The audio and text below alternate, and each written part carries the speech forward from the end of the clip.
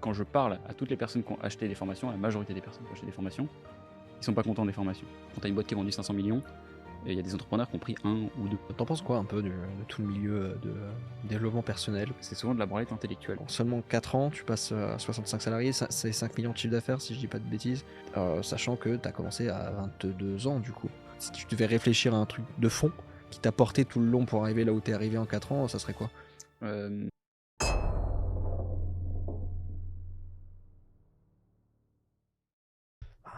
Théo, bienvenue. Merci beaucoup de me recevoir. Alors, j'ai fait une petite intro déjà, mais est-ce que tu pourrais commencer en te présentant rapidement pour les gens qui ne te connaîtraient pas? Avec plaisir. Et déjà, je voulais dire que c'est un honneur d'être là parce que c'est un de mes podcasts préférés. Ah Je fais ouais? partie de tes abonnés payants. Bon. Je te l'avais dit, donc, Merci beaucoup. Je suis très content. Pensez à tous aller payer vous aussi. Allez tous payer. En plus, t'as baissé le prix il y a pas longtemps, non, il me semble. Ouais. J'ai pas compris pourquoi d'ailleurs. Pourquoi tu baisses le prix? Parce que j'avais changé l'offre. J'avais retiré des contenus. Moi, Donc, j'ai du même coup, pas vu, voilà, j'avais tu vois, dit. j'avais fait. Mais ouais, tu m'avais dit, tu regardais surtout la partie militaire, toi, c'est ça? J'ai découvert avec Benoît Saint-Denis. Ouais. Et après, je me suis mangé tous les militaires. Et après, Ok. j'ai peut-être dû. Non, j'ai pas regardé Yomi Denzel, même si normalement ça appelle plus à ce que j'aime. Mais j'en ai bouffé pas mal quand même. Ouais. Je fais partie de ceux que j'écoute bien. Ouais, bah écoute, pour me présenter. Donc, moi, je m'appelle Théo, j'ai 26 ans. Et donc, je viens de Versailles à la base, moi, c'est là où j'ai grandi. Aujourd'hui, j'habite à Boulogne. Et entre-temps, j'ai eu un parcours assez classique avec donc une prépa, une école de commerce, un truc assez académiquement standard, du moins pour le milieu dans lequel je viens, d'où je viens. Et entre-temps, donc, j'ai monté une boîte qui s'appelle Kudak et qui est une agence d'acquisition. Alors, je sais pas quel niveau de connaissance ont les gens qui écoutent ton podcast Je pense mon que. métier. Alors, tu peux approfondir sur les sujets parce que les gens aiment bien apprendre des choses, mais part du début. Ouais, bah écoute, mon travail c'est très simple, c'est j'ai des marques qui arrivent et qui veulent gagner des nouveaux clients. Donc moi, mes clients, je les aide à trouver des nouveaux clients et je les aide principalement via la pub. Donc quand vous êtes sur Instagram et que vous scrollez entre les posts, parfois il y a des pubs d'une marque, parfois ça vous casse les couilles et une fois sur 1000 vous allez acheter. Moi je fais en sorte que vous ayez la bonne marque au bon endroit. Et donc même chose sur Google, quand vous faites des recherches, vous tombez sur des liens qui sont sponsorisés, donc il y a des façons de se positionner avec de la technique, enfin voilà, il y a une expertise autour de ce truc-là. Et donc j'ai 65 employés aujourd'hui qui travaillent sur différentes parties de ce métier-là. Voilà, et donc ma boîte est en 100% distanciel, on n'a pas de locaux, et ça se passe assez bien. Écoute, ça fait 4 ans maintenant. Ok. Et là, t'as 26 ans, c'est ça? C'est ça, ouais, je vais sur 27 là. Ok. Quand ça? Le 4 octobre. Bon, bah, très bien. Ok. Donc 65, tu gères comment les 65 à distance? J'ai pas mal d'échelons quand même entre. Ouais. J'ai pas les 65 personnes que je vois toutes les semaines. Et donc moi j'ai mes managers en responsabilité directe, j'en ai 8, je crois, ce qui est déjà un petit peu trop. Je crois que la théorie managériale, c'est qu'il faut pas avoir plus que 7 personnes. D'accord. 8, je sens que c'est beaucoup, il faut pas plus. Et donc non, les personnes sont gérées pas mal avec plutôt des objectifs un peu qui leur laissent la possibilité de faire un peu ce qu'ils veulent, tu vois, de leur journée. Mais juste moi, ce que je vais mesurer, c'est assez simple quand donc moi, c'est une activité d'agence, donc je fais du conseil. Mon objectif, c'est que mon client il me paye le plus possible, le plus longtemps possible. Donc en gros, pour ça, il faut qu'il soit content. Donc moi, ce que je vais regarder, c'est quelle est la valeur du portefeuille d'un consultant, et sur cette valeur du portefeuille, depuis combien de temps est-ce qu'ils sont là les clients, donc est-ce que tu as réussi à les garder. D'accord. Et donc moi, je mesure avec ça. Après, je leur file toute la méthode qu'on a développée avec l'agence, et puis ça me permet de les laisser dire tu veux travailler le soir, tu travailles le matin quand tu veux, tu t'organises comme tu veux, mais tu sais ce que tu dois atteindre comme objectif. Donc j'ai pas vraiment beaucoup de travail de micromanagement ou quoi sur mes gars. Donc tu as commencé donc tu étais à Versailles, c'est ça? Tu as commencé à HEC dans tes études?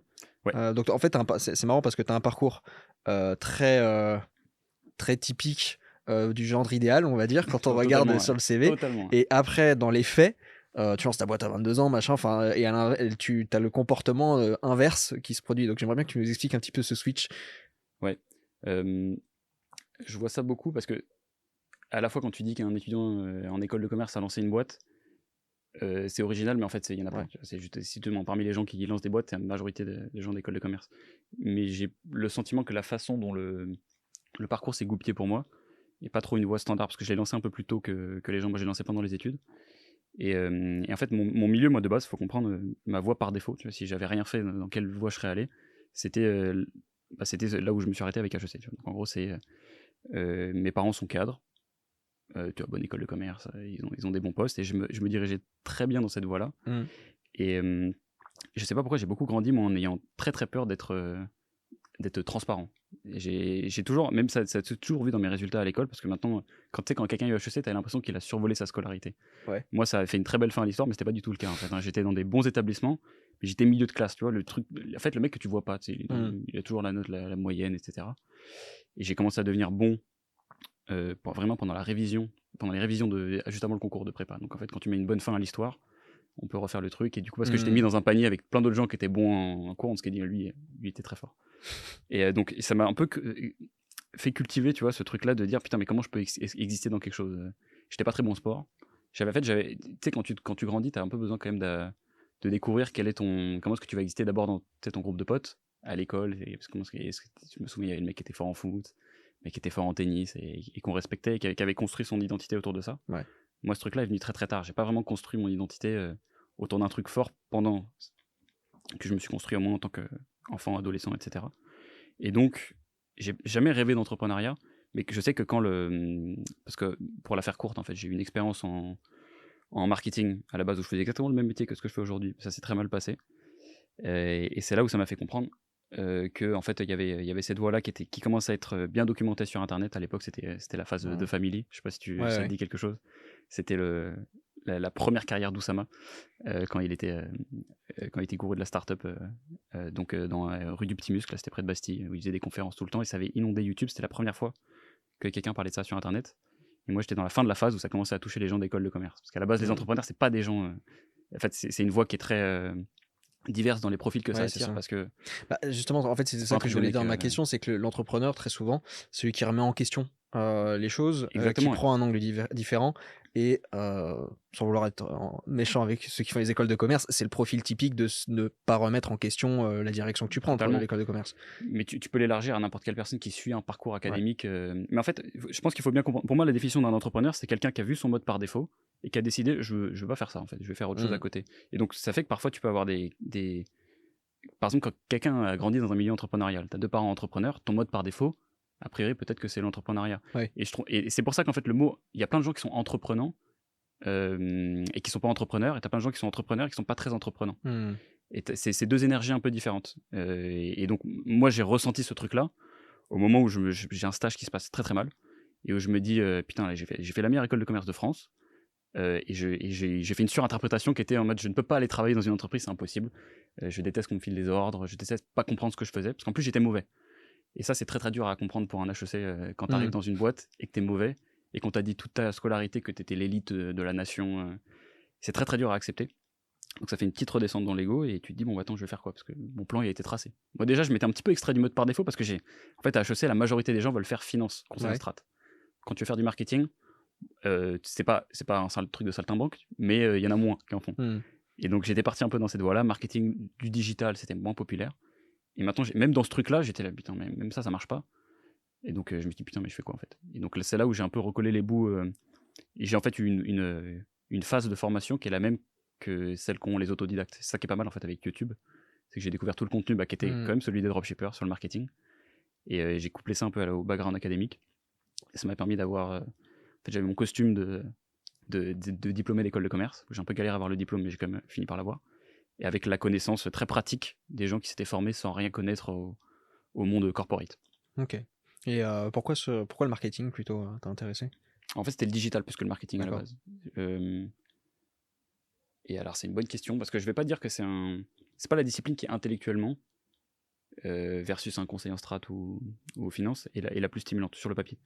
Je pense. Moi, ce qui m'a plu, c'est qu'il n'y avait pas de barrière à l'entrée en fait sur le marketing digital. Demain, t'es n'importe qui, tu mets une vidéo YouTube, tu te crées un compte Business Manager, donc c'est l'outil de Meta ou Google, tu peux diffuser des pubs. Et moi, je cherchais justement ce genre de truc-là parce que j'ai eu cette phase où quand j'étais un peu du père après la fin de cette expérience-là, où je me suis dit, j'ai plus envie de demander la permission à quelqu'un pour faire quelque chose. Et donc j'ai cherché une carrière qui pourrait démarrer comme ça. Je cherchais même pas une carrière derrière à la base. Je voulais juste gagner assez d'argent pour dire d'aller se faire enculer aux gens qui m'avaient avec lesquels ça l'avait pas fait. D'ailleurs, ils m'ont même pas viré, c'est moi qui suis parti, mais à une semaine près, ça aurait été le scénario inverse, quoi.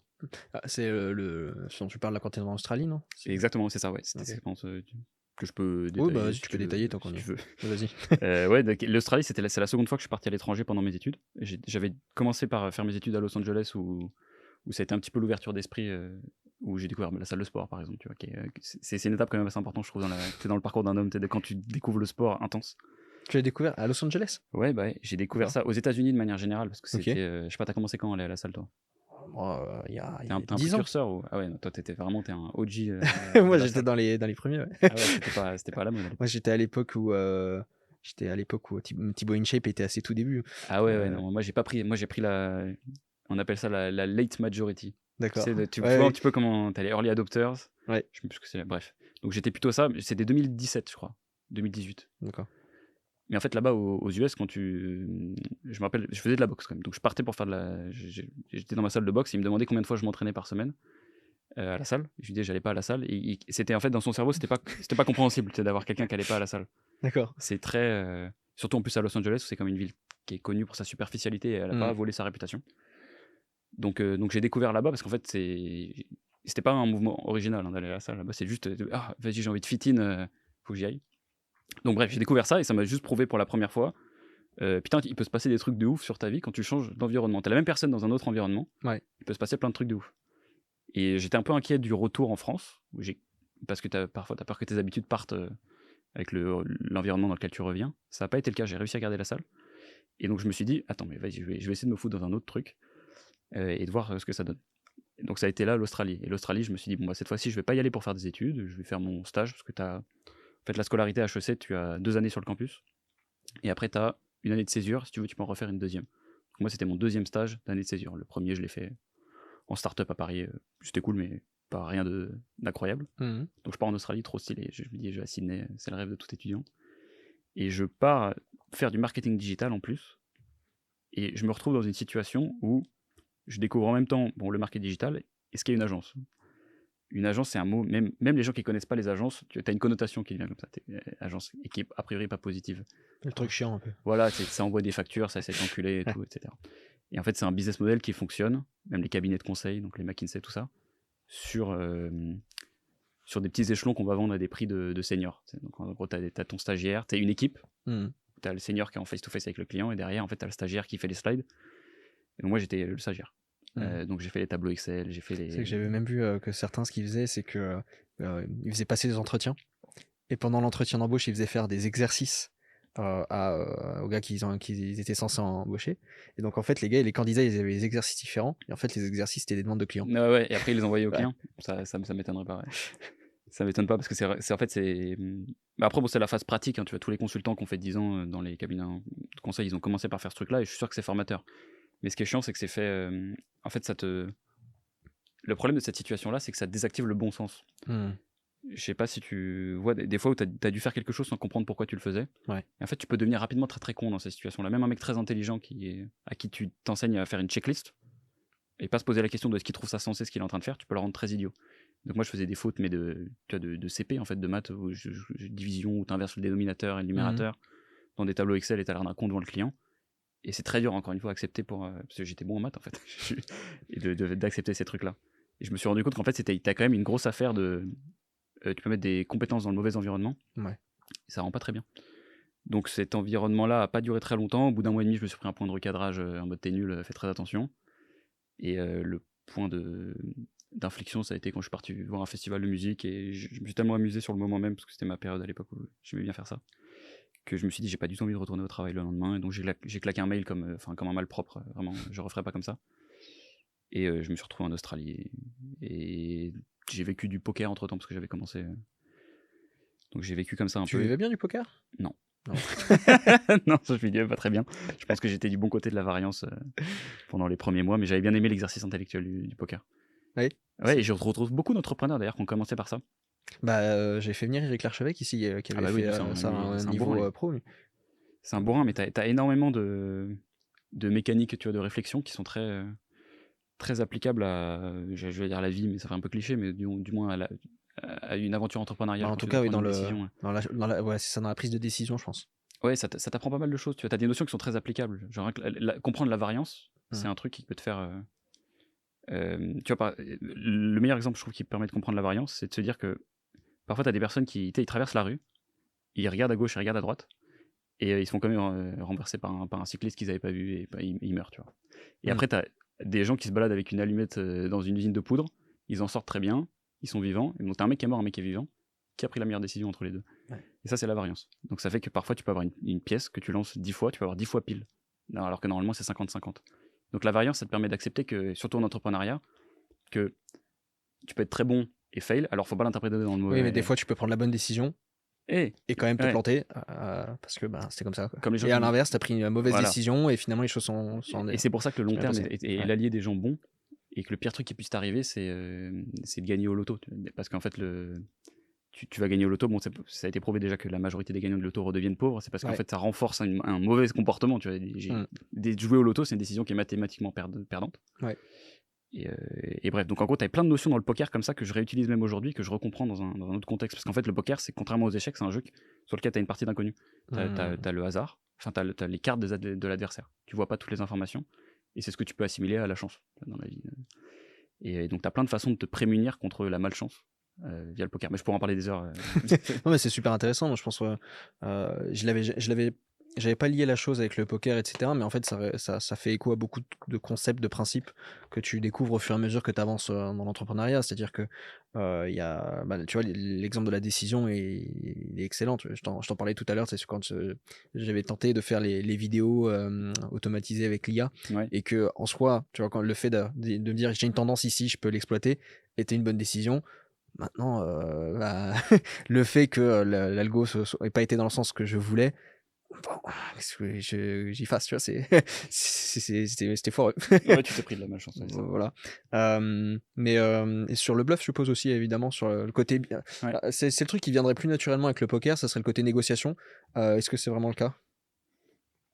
La notion de bluff, c'est un truc qui est souvent pas bien compris par le grand public, je pense, sur le poker. Et donc, parce que c'est surpondéré, on croit que c'est trop important, on croit qu'un bon joueur de poker, c'est quelqu'un qui bluffe très bien.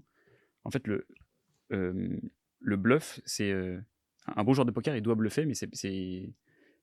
En fait, on appelle ça équilibrer sa range au poker. C'est-à-dire que dans une situation donnée, dans n'importe quelle situation donnée, pour être un bon joueur de poker, il faut que la personne en face de toi sache pas si tu as des bonnes mains, une bonne main ou une mauvaise main. Il faut que dans n'importe quelle situation, aucune de tes actions dans la main est permis d'indiquer que ce soit plus l'un ou plus l'autre. Et donc ça, c'est quand même... c'est très facilement applicable de façon concrète, c'est-à-dire que plus tu agis de façon prévisible, plus tu es exploitable. Et c'est en fait le but au poker, c'est d'être le moins exploitable possible. Et c'est d'exploiter l'autre. En fait, dès que tu vois, à chaque fois que tu révèles tes cartes à la fin d'un coup, en fait, tous les joueurs autour de la table, ils voient comment tu as joué le coup. Et donc ils disent, ok, bon, bah, t'as relancé à tel moment, tel moment, tel moment. Et donc ça trahit, ça donne des informations sur toi. Et donc c'est pour ça que si tu vas au bout, il faut vraiment être sûr que ça serve à quelque chose, tu vois, de montrer tes cartes. Parce que tu révèles beaucoup d'informations et ils savent que tu vas jouer d'une certaine façon. Et, quoi que t'en dises, même si tu essaies de jouer l'inverse de tous tes trucs, ils captent. Et donc il y a quand même une grosse... Il y a une vertu, tu vois, à être imprévisible et à être capable de pas avoir ou du moins que l'adversaire soit pas au courant forcément de ton code, tu vois, d'action. Ouais. Sinon c'est facile, tu peux faire exploiter, quoi. Ça me fait penser sur le côté imprévisible à Trump. Ouais. C'est je sais plus quel est le nom exact de la théorie, mais en gros c'est le principe de la folie, c'est-à-dire que si l'autre en face t'es persuadé qu'il est fou, en fait tu ne sais pas à quoi t'attendre avec lui, et donc tu peux, dans la négociation, il a un avantage sur toi qui est colossal, quoi. Ouais. Et c'est ça qui est terrible quand des très bons joueurs de poker jouent contre des débutants. Et parce qu'en fait sur un soir donné, un très bon joueur le champion du monde peut perdre contre n'importe quel mec qui vient d'apprendre les règles. Et c'est ça qui est magnifique, je trouve, avec le poker.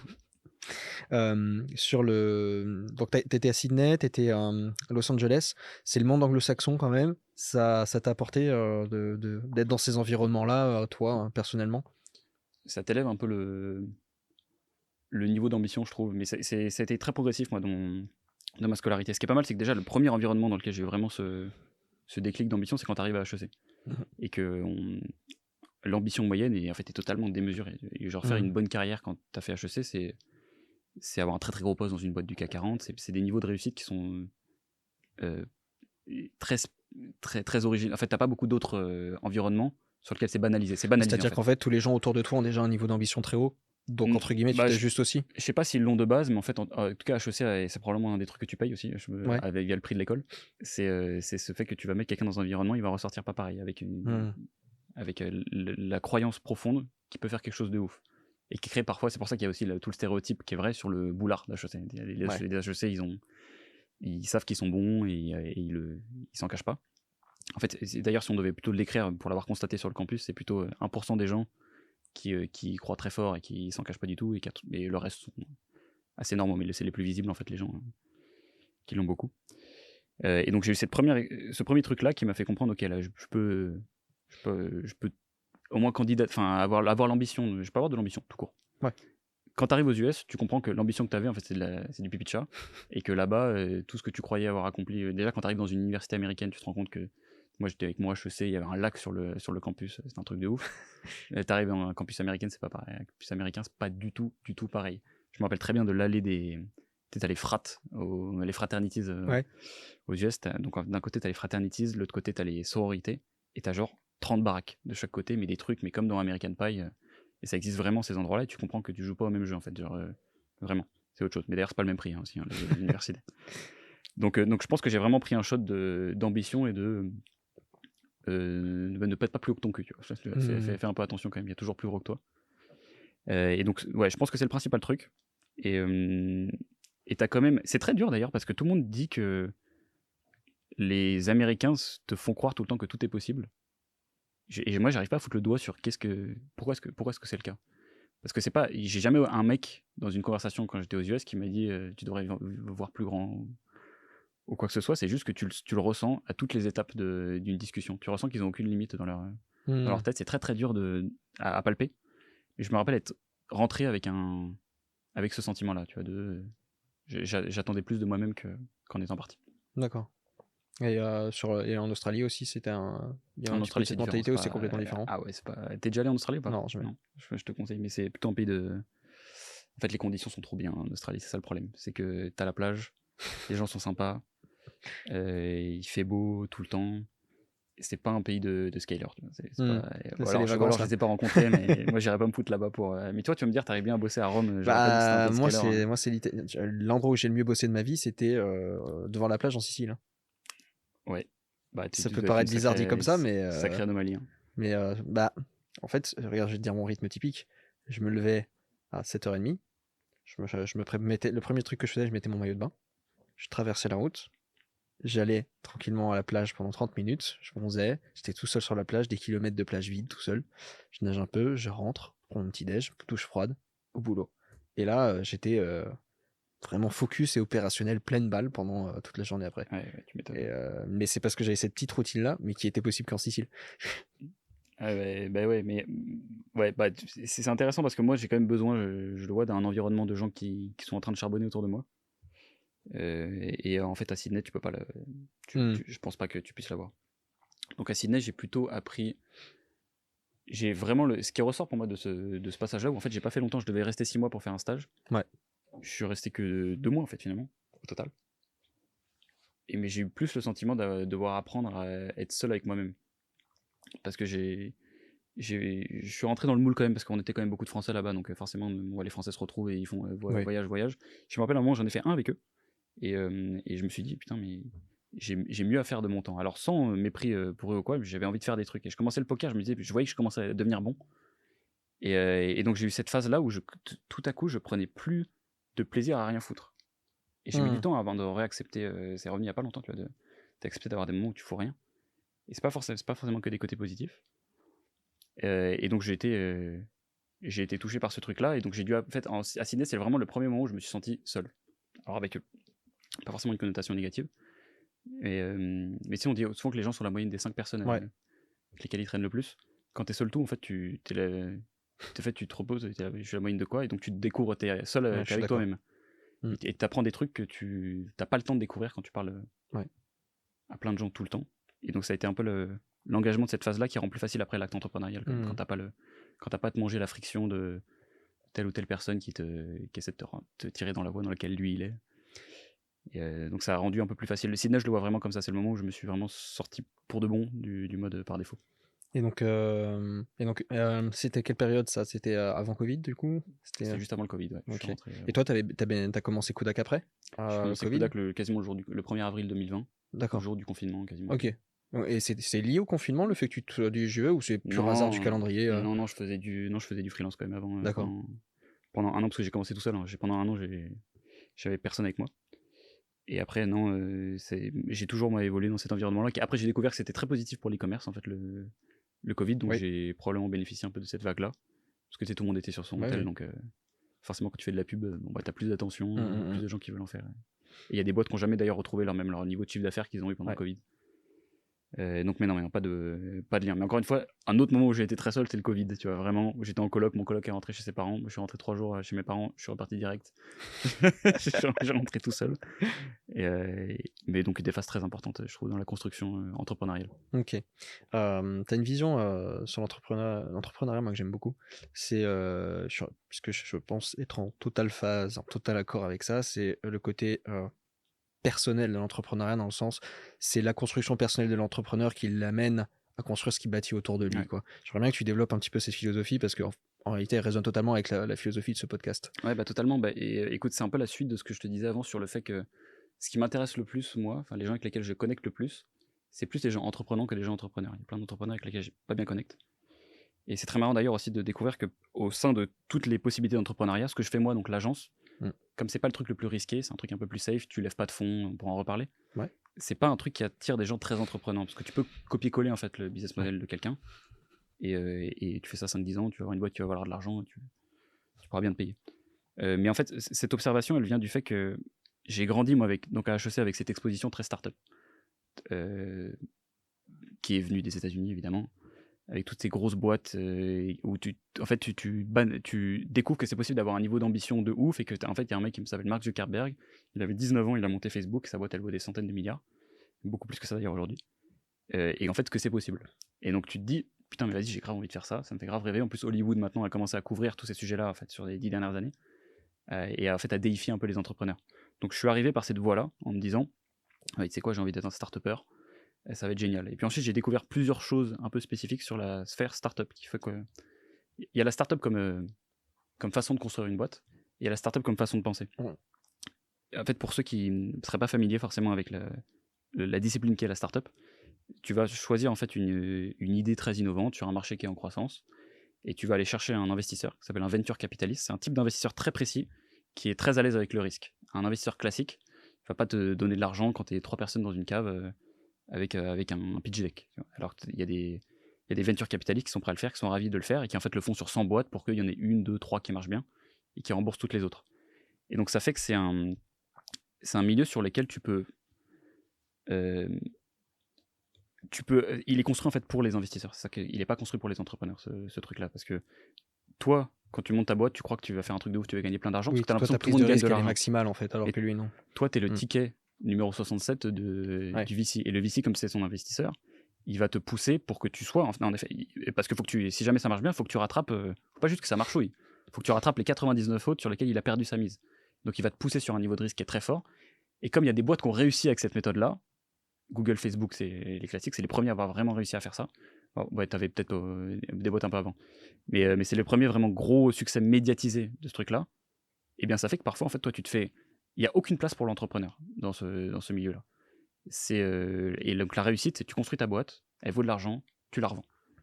Et il y a plusieurs problèmes avec ça. C'est qu'il y a plein d'exits de boîtes très avec pour des centaines de millions où l'entrepreneur il a pris peanuts. Et alors peanuts, ça a plusieurs sens. Ils prennent souvent un peu d'argent, mais ils prennent pas. Tu vois, quand tu as une boîte qui est vendue 500 millions, il y a des entrepreneurs qui ont pris 1 ou 2. Parce que il y a un truc qui s'appelle les clauses de liquidité préférentielle qui font que les investisseurs se remboursent en cascade. Et donc à chaque fois quand tu arrives, ils disent bon bah ta société elle est valorisée 1 milliard. Ah mais moi je veux me protéger parce que c'est quand même super risqué ton truc, je suis pas sûr que ça vale vraiment 1 milliard. Il y a la valo qui est donnée par valorisation qui est donnée par l'investisseur, c'est pas du tout la même que ce que serait prêt à racheter à une vraie personne en argent. Ouais. Donc du coup ils se protègent, ils font ok je te donne de l'argent, mais je vais mettre une clause de liquidité préférentielle. Et ce qui fait que si jamais on se revend, je vais me rembourser en premier. Donc parfois après les cascades, il reste plus grand chose forcément pour les entrepreneurs. Et il y en a plein qui arrivent à gagner de l'argent avec ça. Mais du coup, ça fait que c'est un game où ceux qui deviennent riches, en premier, c'est les investisseurs et parfois les entrepreneurs. Et donc, tu rajoutes à ça toute la pression que ça fout sur les fondateurs. Ça fait que ça en fait pas un milieu. Ça en fait un milieu où les premiers réussissent énormément.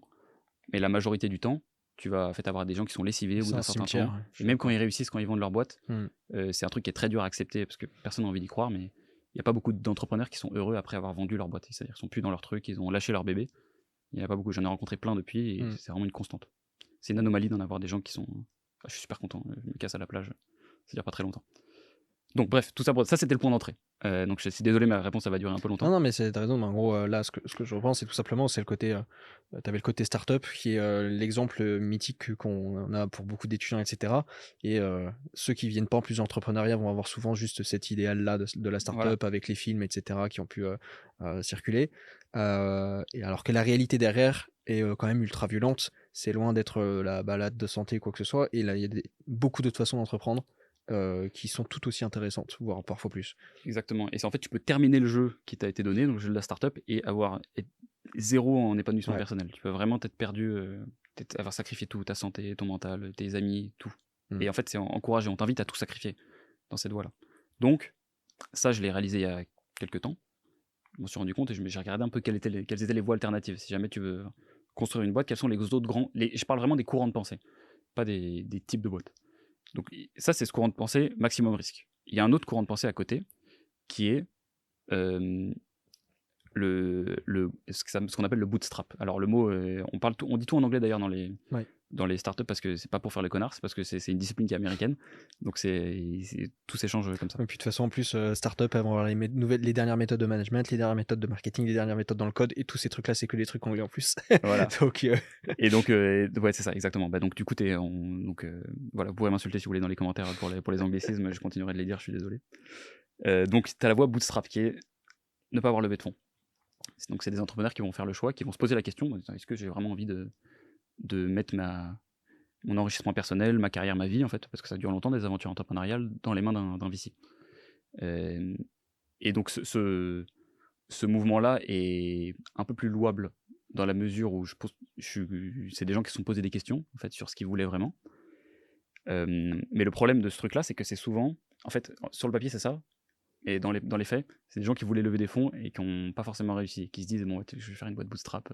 En fait, c'est bon, je suis un bootstrapper. Il y a un nom maintenant pour ce que je fais. Donc c'est un truc qui m'allait moins bien. J'ai l'impression que c'était en fait souvent, j'aimais bien la promesse sur le papier, mais la façon dont je l'ai expérimenté, ça marchait pas trop, ce truc-là. Et j'avais quand même besoin, je ressens ce sentiment, j'ai ressenti beaucoup d'épanouissement quand même du fait d'avoir de l'ambition et d'accomplir des trucs. Quand ta boîte elle grossit, ça te donne accès à plein de choses. Et nous, on est des créateurs de contenu. T'as vraiment, ta vie elle est pas pareille quand tu fais 1 million de vues par mois et quand t'en fais 10. T'as quand même accès à beaucoup plus d'opportunités business, tu peux rencontrer plus de gens, et c'est surtout ça. Hein. Et donc, j'avais l'impression que parfois c'était en fait mettre un frein à l'ambition.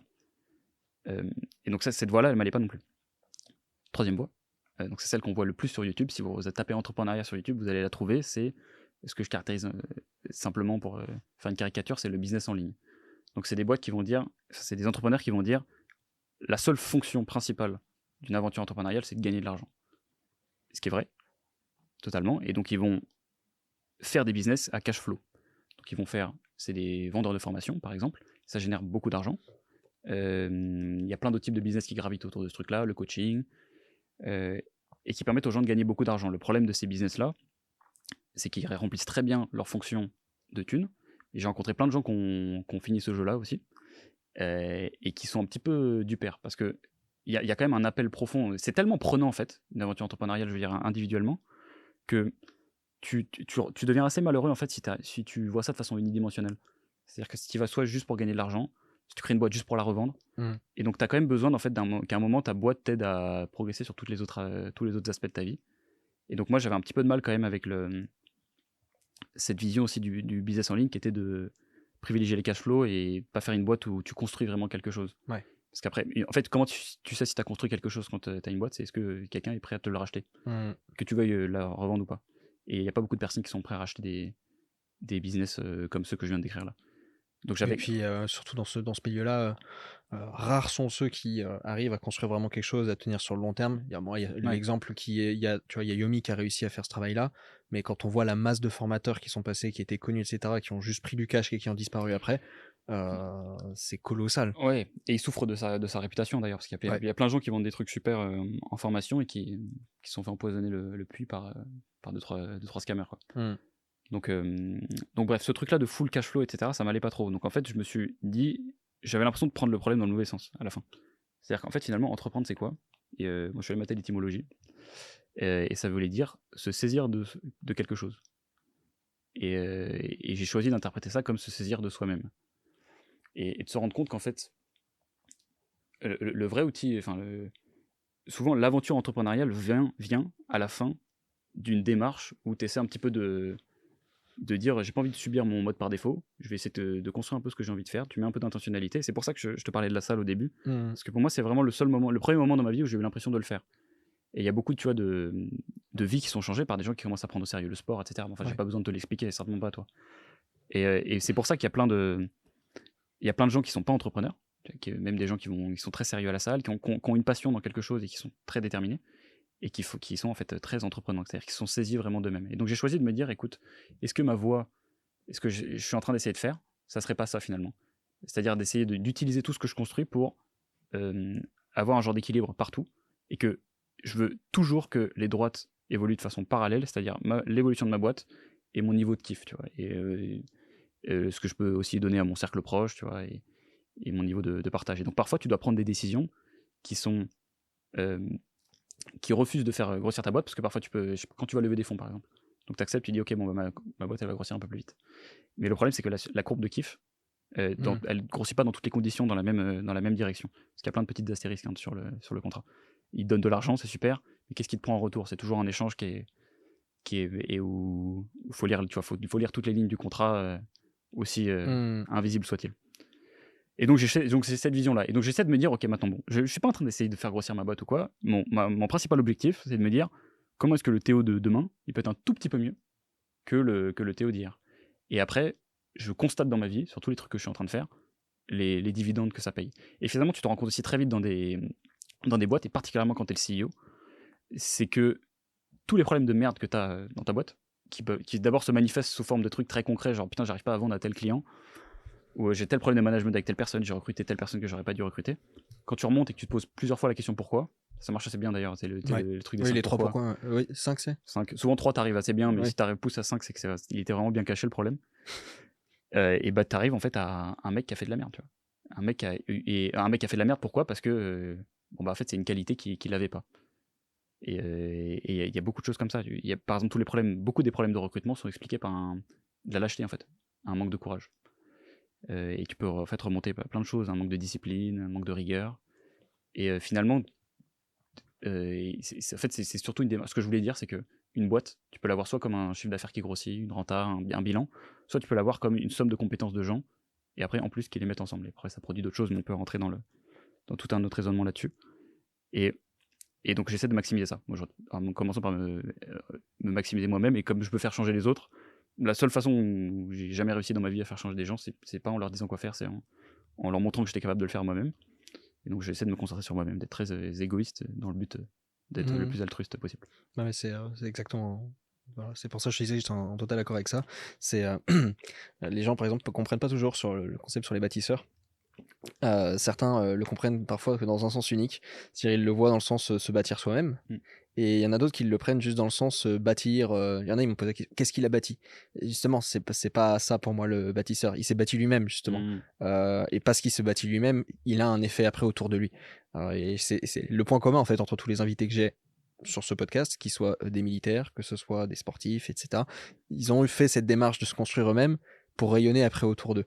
Et ça, c'est quelque chose que voilà, je retrouve aussi chez les entrepreneurs, etc. Ouais. Et c'est la démarche dans laquelle tu es. Moi, c'est ce que j'ai beaucoup apprécié quand j'écoutais tous les épisodes là, où il y avait les militaires. Ouais. C'est que ça m'a éveillé à des gens qui avaient des valeurs que j'avais pas reçues forcément dans mon éducation. Et tu vois, le courage, par exemple, c'est un truc. Le courage et le sacrifice aussi.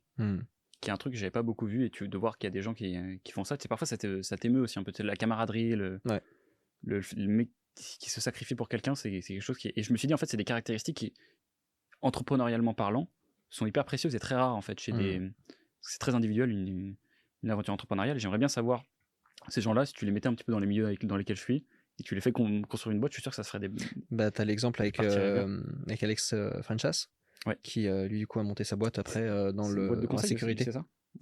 Conseil sécurité directement, que je sais pas exactement ce qu'ils font, mais ils ont des contrats avec la défense, c'est comme ça, pour intervenir en Ukraine, enfin ce genre de choses. Et ça montait vite son truc, hein, donc. Et c'est marrant parce que ce qu'il fait, c'est que tous les anciens militaires, etc., en fait il les recrute tous derrière, et ils sont tous indépendants, et en fait il y a un environnement comme ça qui est en train de se créer, que je trouve vraiment sympa, quoi. C'est vraiment cool ce qu'ils sont en train de faire. Sur là, tu vois, donc toi, quand tu as commencé, en fait, tu avais déjà cette vision des choses ou tu Non, non, non. as trifouillé, et cetera, Oui, ça c'est un voilà. petit peu l'astérisque à la fin, c'est que ça commence jamais comme ça, hein. Parce que Ça et quand même parce que là, là, c'est la vision effectivement que tu as avec du recul. Au moment où tu te lances, donc c'est surtout sur de l'ambition, et cetera, mais là, aujourd'hui, en 2024, tu te lances en 2020, tu m'as dit. En seulement 4 ans, tu passes, à 65 salariés, ça c'est 5 millions de chiffre d'affaires si je dis pas de bêtises. La croissance est quand même assez impressionnante, sachant que tu as commencé à 22 ans du coup. ouais. Donc c'est pas quelque chose, enfin il a fallu que tu apprennes beaucoup de compétences, ne serait-ce que sur le managérial, sur toutes ces comment tu as le process là-dedans. Si tu devais réfléchir à un truc de fond qui t'a porté tout le long pour arriver là où tu es arrivé en 4 ans, ça serait quoi? Hem, c'est une bonne question. Et je pense que c'est à la base quand même, enfin, c'est très marrant la discipline, entrepreneuriale parce que c'est pas toujours les plus intelligents qui réussissent et c'est un peu compliqué de trouver une réponse à cette raison-là. Et c'est parce que j'ai pour vraiment me rappeler très clairement de cette prem surtout la première année, d'entrepreneuriat, celle où il y a rien et en fait, tu te demandes pendant un an, tu te dis: «Mais est-ce que c'est quelque chose que je suis en train de construire?» Et les gens qui arrivent à sortir de cette phase-là, souvent, c'est les gens qui se posent pas trop de questions, en fait. C'est pas faut pas Si tu réfléchis trop, tu te rends compte qu'en fait, tu es un chômeur, tu es chez toi et tu gagnes pas d'argent. Donc faut pas trop réfléchir à ces trucs-là et je pense que ce qui te permet, en fait, de bien vivre cette phase-là où tu es en marge, en fait, tu deviens un marginal, c'est d'avoir un truc très fort que tu veux fuir, je trouve, au début et pas un truc auquel tu aspires. Pour moi, c'est le plus important au début, c'est ce qui te permet de t'accrocher. C'est que tu veux vraiment pas retourner dans le truc d'avant. Moi, c'était cette expérience de merde là que j'avais eu en stage, qu'en fait, quand tu la remets dans son contexte, c'est pas un truc énorme, c'est un stage qui s'est mal passé. Mais c'est l'histoire que je me suis racontée autour de ce truc-là était telle que je voulais vraiment pas la revivre.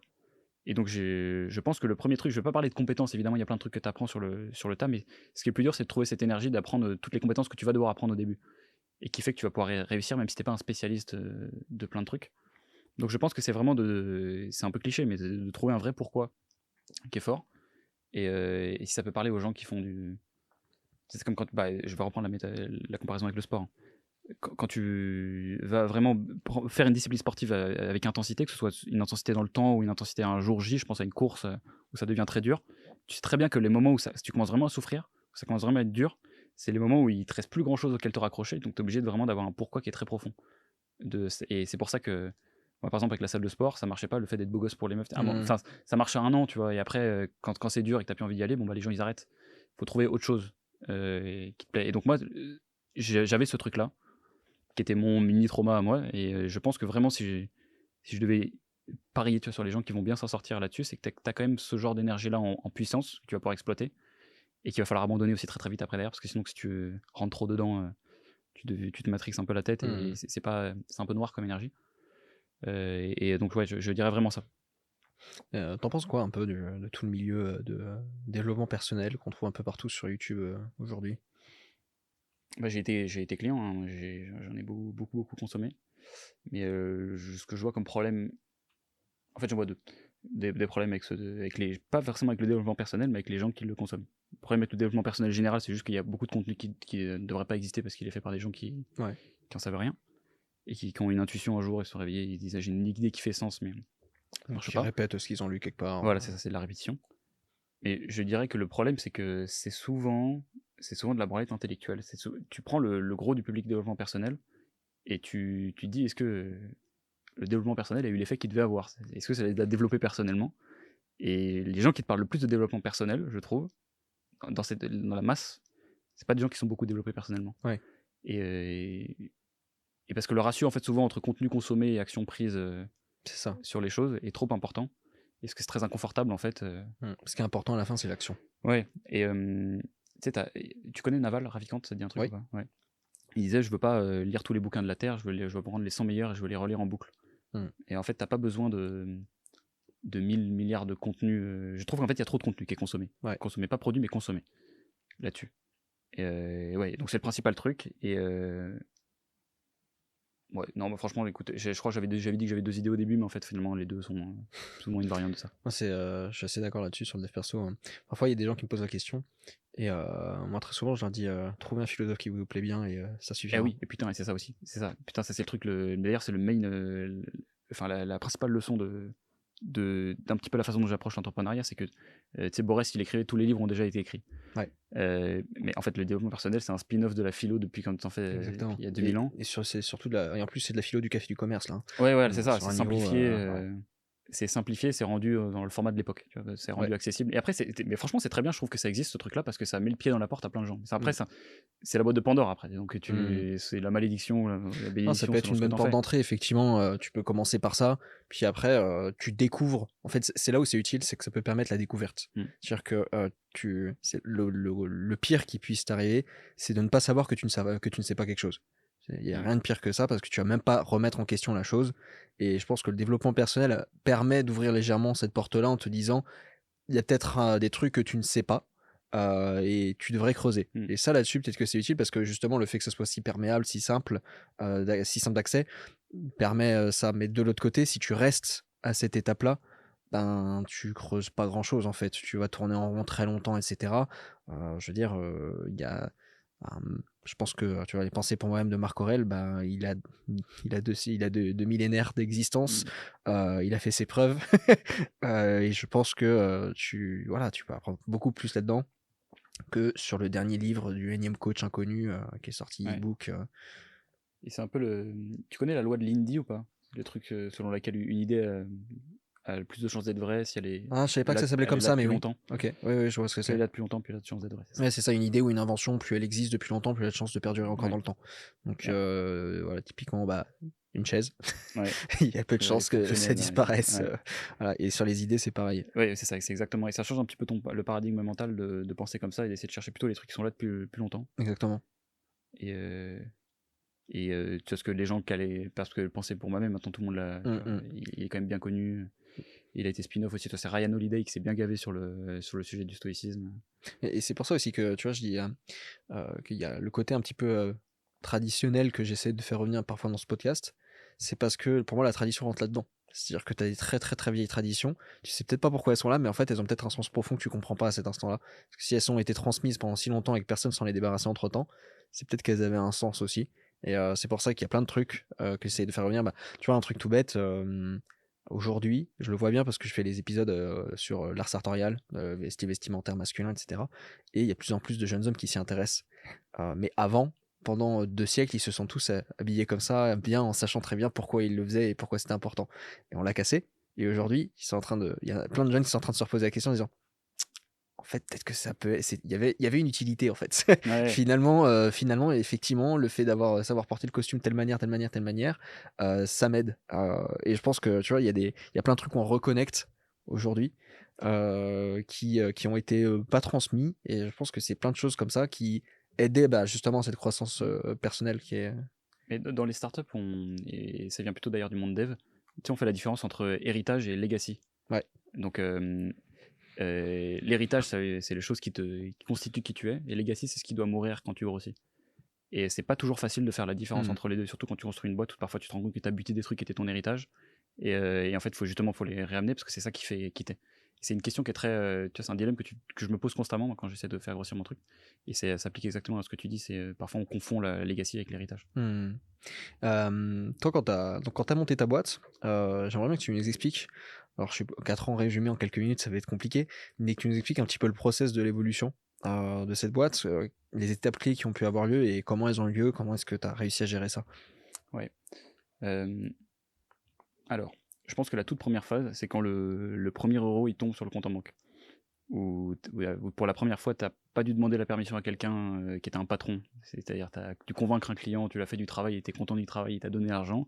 Et là, tu as un cap mental qui fait que je trouve que tu peux séparer la population en 2 types, ceux qui ont eu cette expérience-là et ceux qui ne l'ont jamais eu. Et donc ça, c'est la première étape où tu as le droit de commencer à te sentir comme un entrepreneur. C'est la première chose. Seconde chose, c'est quand ça devient assez réel pour que tu aies des associés ou des employés. Ça veut dire que je te parlais de cette première année où tu te demandes toujours si ce que tu as construit existe. Et bien à ce moment-là, tu réponds à cette question-là, à ce moment, quand il y a quelqu'un qui dit « Ah, je suis convaincu par ce que tu m'as dit, vas-y, je vais venir travailler avec toi sur ça. » Moi, ça s'est passé comme ça. Il y a cette phase-là. Alors ensuite, j'essaie de réfléchir à comment je mets ça dans des grandes phases, mais moi, il y a une phase qui est importante, mais qui était très spécifique à Kodak, c'est quand on a passé le 1er million d'euros de chiffre d'affaires, Ouais. où ça a été vraiment Alors on n'a pas fait une fête ou quoi, mais juste ce qui avait du symbole, c'est que j'avais créé en fait une série documentaire sur YouTube qui s'appelait Road to 1 Million, maintenant Road to 10 Million, et maintenant il y a un podcast sur le sujet, où j'avais posé le challenge, je me dis bon, je vais essayer de faire ça. J'avais commencé jour 1 quand je faisais pas de chiffre d'affaires. Et donc on l'a passé, et en fait moi ça m'a fait ancrer cette idée, tu vois, mais genre au fer rouge sur la peau, que en fait tu peux annoncer des trucs et tu les fais vraiment. Tu peux faire un grand je vous avais dit quoi à tout le monde. Tu vois. Donc il y a eu cette phase-là, et avec des gens autour où ça marche bien. Et alors bon, je te vais caricaturer, on pourra rentrer dans le détail de chacune des phases, et il y en a 2 qui viennent après. Il y a la phase où tu découvres les qualités que tu dois revêtir pour être un bon entrepreneur, et donc là c'est tout ce qui va être connecté à ce dont on parlait avant, d'essayer de se scaler un peu soi-même, Ouais. et d'apprendre des qualités comme tu vois la rapidité d'exécution, prendre des bonnes décisions tout court, la clarté d'esprit, plein de choses qui vont te servir, avec toutes les compétences pratiques qui vont être les manifestations de ces qualités. Donc le voyage personnel que tu vas commencer à découvrir, qui fait que tu fais un pas dedans et tu reviens plus en arrière. Et la toute dernière phase, c'est une phase qui est un peu plus spécifique, c'est de devenir dirigeant. C'est pas pareil qu'entrepreneur. J'estime que tu deviens dirigeant quand tu acceptes la réalité du business que tu as construit. Donc moi, le mot agence, en fait, je connaissais la connotation du mot agence, et je voulais vraiment pas construire une agence. C'est pas le business qui me faisait rêver, je voulais faire une startup. Et je voulais pas en fait accepter que j'avais une boîte un peu comme tout le monde, qu'il fallait faire la finance, ta compta devait être nickel, tu dois avoir une DRH, etc. Et à un moment, je veux dire, c'est quand tu deviens dirigeant, quand tu commences à regarder tout ce que tu as construit sous le prisme de la réalité économique de la chose. Est-ce que c'est rentable? Qui coûte de l'argent? Qui en rapporte? Et comment je fais grossir une entreprise? C'est plus la même chose, parce que tu n'es plus une petite boîte, maintenant tu as des trucs à perdre. Donc tu peux plus prendre de mauvaises décisions. Enfin, tu as vocation quand même à en prendre le moins possible.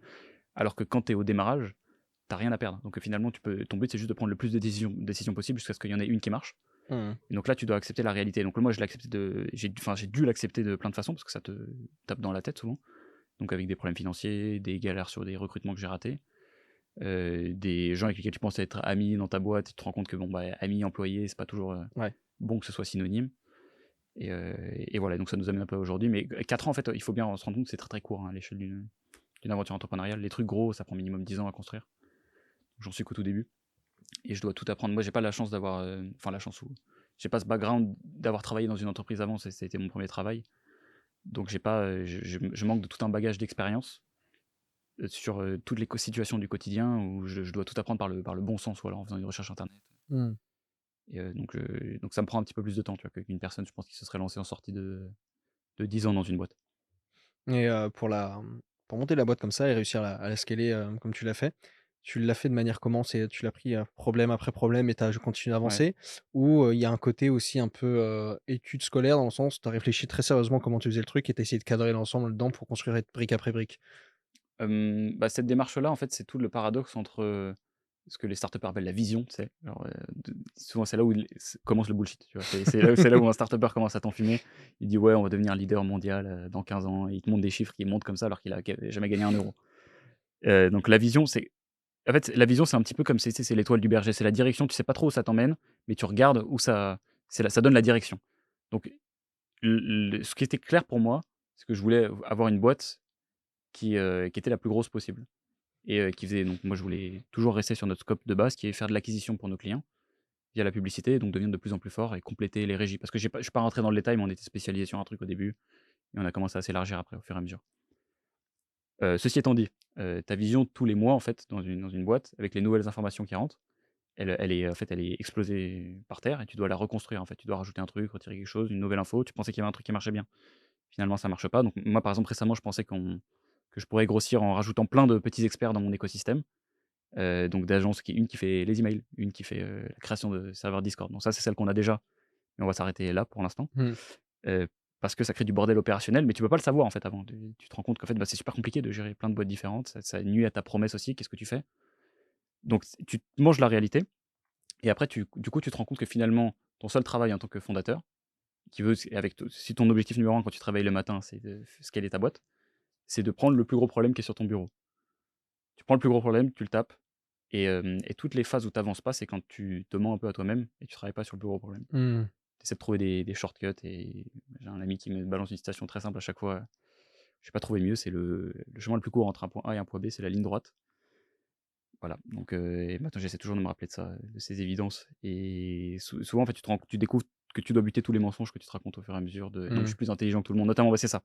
Tu deviens dirigeant quand tu te rends compte qu'il y a pas de raccourci, c'est toujours une ligne droite entre 2 trucs. Tu veux des clients, bah, faut appeler des clients, voilà et donc pour, pas rentrer trop dans le détail, dans les grandes lignes, ça ressemble plutôt à ça, tu vois? Donc à la fois le macro et le très, très micro. OK. Tu as fait une vidéo là récemment que j'avais regardée, sur, pas récemment, ça fait quelques semaines maintenant je pense, mais c'est pas une vieille vidéo en tout cas.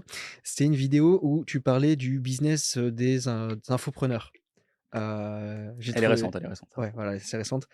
J'ai trouvé génial, à rebrousse-poil sur le fait que tout le monde aille là-dedans. Parce que justement, tu vois, c'est une remarque que je me faisais moi. J'ai une sorte de réflexe qui est parfois, mauvais parce que je l'ai trop tôt ce réflexe-là, mais je pense que sur le long terme, ça a parfois du bon sens. C'est de me dire, il y a un loup dans le sens où quand tu as vraiment tout le monde qui y va et que ça se passe vraiment très, très bien à chaque fois pour tout le monde, il y a un moment donné où, c'est plus censé continuer comme ça ad vitam aeternam. C'était, je sais plus qui c'était qui avait sorti cette phrase-là, mais c'était pour l'investissement, mais je pense que ça va pour tout. Il disait, «Tu investis correctement, il faut juste éviter le moment où il y a plus de cons que d'argent et tu choisis le moment Ah d'investir ouais, quand il y a plus d'argent que de cons». ouais, ouais, ouais. Voilà et grosso modo, c'est un peu l'idée. Je pense que ça vaut dans tous les sens. Je veux bien que tu reviennes un petit peu sur Avec plaisir, ce ouais. point-là. Bah, c'est exactement ça, en fait. Honnêtement du coup, je prenais juste la métaphore d'une bulle. Qu'est-ce qu'une bulle à la base? Donc, je commence la vidéo, par un extrait de Big Short. Tu vu le film, de Big Ouais, Short? Ouais. ouais. Moi et ce que j'aime beaucoup, c'est le moment où il se rend compte qu'il y a une bulle. Tu sais, il appelle son gars, il fait: «Il y a une bulle», c'est juste quand il sort il fait un private show avec une stripper, tu vois? Genre et la meuf, elle commence à lui raconter qu'elle a 4 maisons. Donc en fait, qu'elle s'est endettée alors qu'elle a une situation financière de merde et là, il se rend compte qu'en fait, c'est les CDO, donc Mmh. les produits financiers qui vont faire exploser tout le marché. Et ça, c'est marrant parce qu'il s'en rend pas compte, avec une traîne. Tu sais, il lit pas un report en mode: «Oh, les assets sont surévalués, on a foutu de la merde dans ces produits structurés». Il s'en rend compte en allant sur le terrain et en se rendant compte, puis mais attends, mais c'est absurde en fait, genre la réalité, que dit la réalité? La réalité est totalement décorrélée de la valeur vraiment, c'est-à-dire qu'on a pris cette, stripteaseuse avec une situation financière de merde et on a dit qu'elle avait les moyens d'un multimillionnaire et du coup, on lui a donné un prêt, un mortgage. Bon bah là, j'ai l'impression que sur l'infoprenariat, c'est à peu près la même chose. C'est-à-dire qu'il y a énormément d'infopreneurs qui disent qu'ils font des énormes chiffres, qui ont plein de clients, mais quand je parle à toutes les personnes qui ont acheté des formations, la majorité des personnes qui ont acheté des formations, ils sont pas contents des formations. Et, plus je rencontre aussi des formateurs, plus je me rends compte qu'il y a tout un marché qui s'est construit par-dessus le marché des formateurs, ce sont C'est les les formateurs formateurs de des formateurs, formateurs, ouais. tu vois? Et donc je me dis à un moment, bon, il y a quand même une décorrélation entre la valeur annoncée par ces trucs-là, l'argent que ça génère, donc l'attention qui est portée sur la formation en ligne et la valeur qui est réellement délivrée aux prospects. Alors ça peut durer très longtemps, hein, ces trucs-là, hein. Mmh. Parce que tu vois, par exemple, avant que Free arrive, les opérateurs, téléphoniques, ils nous ont bien baisé comme ça, tu vois? Ouais. Mais à un moment, ça finit toujours par s'arrêter. Tu sais pas quand, mais la bulle, elle explose. Et bien là, du coup, j'essayais en fait un petit peu de me poser la question de comment est-ce qu'elle pourrait exploser cette bulle-là et est-ce qu'elle avait vocation à exploser?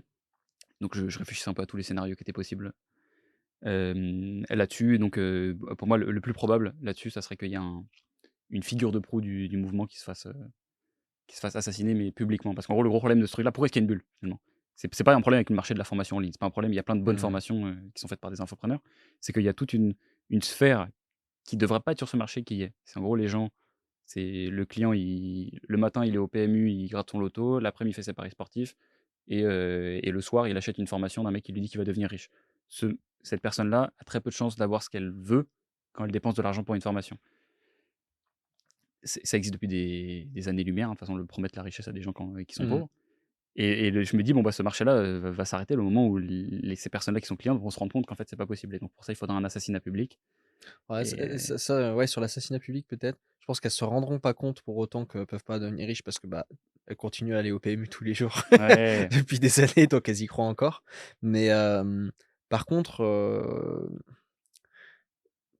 ça peut être de l'acharnement permanent sur du bad buzz qui peut créer un effet, négatif, plus général, voire un positionnement de certains formateurs qui pourraient se mettre à rebours de trucs en dézinguant les autres passages. Tu vois? On peut imaginer ouais. des trucs comme ça, mais effectivement, moi, il y a un truc qui me gêne dans ce milieu-là, c'est qu'au final, la quantité de formation réellement qualitative est pas exceptionnelle. Après, quand tu la compares au prix de beaucoup d'écoles et ce que tu apprends dedans aussi, tu vois? Bon, c'est pas, C'est pour ça que c'est si dur à juger, hein, c'est parce voilà, que c'est c'est pas c'est très dur à juger aussi. Mais tu vois, il y a une décorrélation, complète, par exemple, tu vois, avec un Udemy. Un Udemy, techniquement, je pense que les formations sur un Udemy sont meilleures que, 90 des formations que tu achètes à entre 500 000 balles aujourd'hui, très clairement, mais je pense que le problème de la sphère infopreneuriale, c'est pas forcément le contenu des formations, c'est juste que c'est le packaging, en fait. ouais. Comment est-ce que c'est vendu? Mmh. Et tu peux prendre 10 formations différentes et c'est comme si je t'arrivais à l'entrée d'HEC, je te dis: «Tu vas être millionnaire en 5 ans». Mmh. Ça a des chances, en effet, il y en a eu, mais je vais avoir que des déçus si je promets ça. Donc je pense que c'est ça qui va mourir. Mais de toute façon, ça va se renouveler dans une nouvelle forme. Après, il y aura Ouais, ouais. toujours des gens pour prendre l'argent aux personnes qui veulent donner à ces personnes-là, donc Mmh. Sur ton parcours, hem, tu as vraiment des conneries que tu penses que tu as fait, qui sont des belles conneries que beaucoup de monde va faire, s'ils suivent la même direction que toi, tu vois? Tu t'attends à ce que les gens tombent sur le même genre de bêtises? ouais, bah, totalement parce qu'en plus, c'est facile parce qu'il y a des erreurs entrepreneuriales que je connaissais et que j'ai quand même fait et je trouve que c'est ça qui est le plus dur. C'est le tu sais, c'est comme les gens qui disent: «Ouais, tu serais» les gens riches qui te disent: «Tu seras pas heureux quand tu seras riche». Tu étais un peu genre en mode: «J'ai quand même envie de devenir riche pour savoir», tu sais? Ouais. Et bah, et en fait, après tu deviens riche et probablement il t'arrive la même chose. Donc je trouve Mmh. d'ailleurs c'est une énorme preuve de sagesse d'être capable de le faire et c'est pour ça que c'est si dur, c'est parce que les gens sont pas sages. La sagesse, c'est apprendre de l'expérience des autres, et ça, c'est très, très dur à faire. Donc c'est plein d'erreurs que je vais pouvoir vous dire, mais que vous allez quand même faire. Le premier recrutement dans les 3 premiers recrutements, c'est à peu près la stat, il va y avoir une énorme, catastrophe d'une boîte. Parce que j'ai un seul conseil à donner là-dessus, c'est, le feeling, c'est un très bon guide pour pas prendre quelqu'un, mais c'est un très mauvais guide pour prendre quelqu'un. OK. Donc mais ça, C'est pour éliminer quelqu'un, c'est ouais, un bon élément. Par contre, pour en embaucher un, ça marche pas. ça sert à rien. Ça marche pas et tu vas finir par te faire punir à un moment, mais tu apprendras la leçon. C'est une facile c'est ça qui est pas très grave, en fait, finalement, en Mmh. entrepreneuriat, c'est que la majorité des leçons, tu vas les apprendre par la Parce pratique. qu'après, elles coûteront plus ou moins cher, quoi. Voilà, c'est juste que tu il y a un prix. Il y a un prix Ouais. derrière chacune des serres. Il y a ça. Ensuite, il y a le pilotage financier, chirurgical d'une entreprise. Tu vas penser que tu t'en branles parce que tant que tu gagnes de l'argent, ça marche.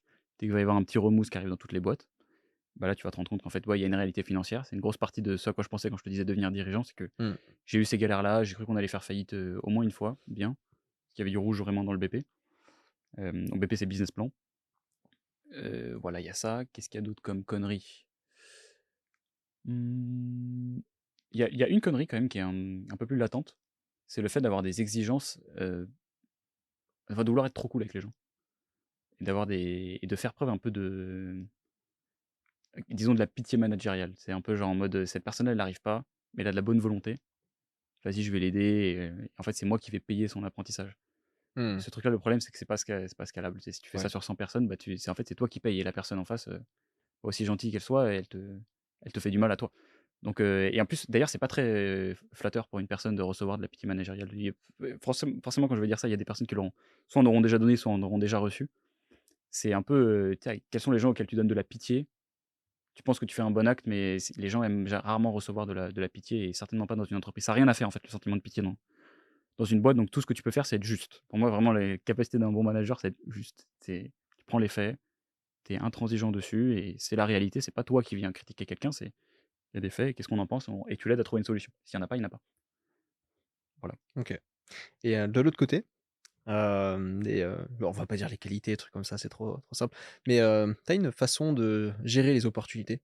Parce que je pense, c'est un élément, en fait, qui est ultra complexe, en fait, les opportunités. Entre Ouais. celles qui ont l'air bien, qui ne le sont pas bien, celles qui en apparence ne l'étaient pas trop, mais finalement le sont, celles qui le sont bien, mais dans l'instant T, il faut mieux ne pas y aller quand même. Tu gères comment, toi, un petit peu tout ça? Ouais, et en plus, je suis un très bon client de ce qu'on appelle, tu sais, c'est le défocus, hein, dans la startup, Ouais. on appelle ça. Donc si tu vas te déconcentrer de ta cible, c'est comme le divertissement. Donc divertir, ça veut dire, je crois, l'étymologie, ça veut dire, détourner de sa cible. Ouais. C'est ça.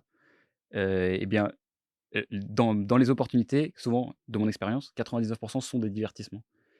Parce qu'ils sont très tentants et à chaque fois, si tu vas te dire la même chose, tu vas voir l'opportunité, mais pas le coût associé à cette opportunité. Donc tu Mmh. vas te dire, le classique chez les agences, c'est je rends un service à un client, mais à côté, je pourrais faire un petit business de formation. Ça va être génial, c'est super scalable.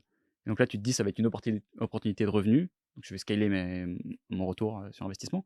En fait, tu vas aussi scaler tes problèmes. Et dans ce court terme, tu vas scaler tes revenus. Long terme, tu vas avoir toutes les merdes à gérer qui vont venir avec ça.